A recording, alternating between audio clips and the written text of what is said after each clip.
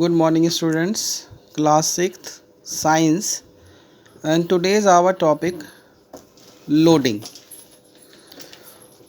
At times, the liquid contains extremely small insoluble particles.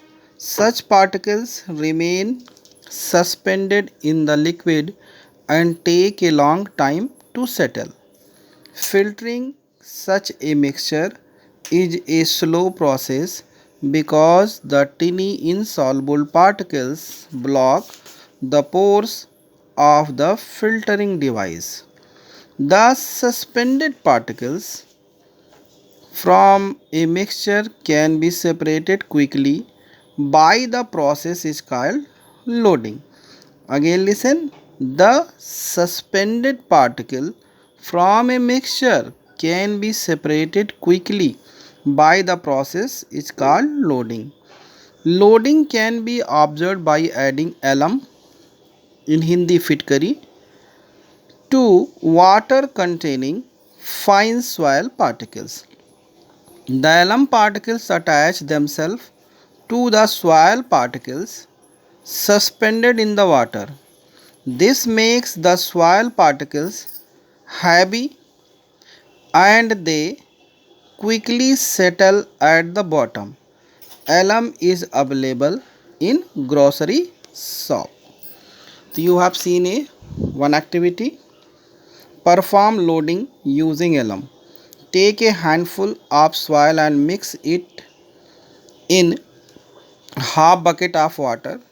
Stir the mixture vigorously. After about a minute or two, fill equal amount of this water is 4 beakers A, B, C and D. Add half teaspoon of salt to A, alum powder B, talcum powder C and D is only the mixture of soil and water. Stir to the content to each beaker using separate spoon. In which of the beaker is soil particles settle at bottom quickly. You have known this. Firstly, settle down D. What is the above substance can be used to clean muddy water? Which of the above substances can be used to clean muddy water? Alum. Did you know? Rain is a good example of loading process. Raindrops load fine dust particles suspended in the air and bring them to the ground. Thus, rain clean air. Next topic, separation of soluble substance from a liquid, evaporation. The process of changing a liquid into the gas is called evaporation. Heat and wind help to evaporation of water. Evaporation is used to separate solid dissolved in a liquid. When food items are sun dried, we are actually removing the water content from them through evaporation. Table salt is obtained from by this process.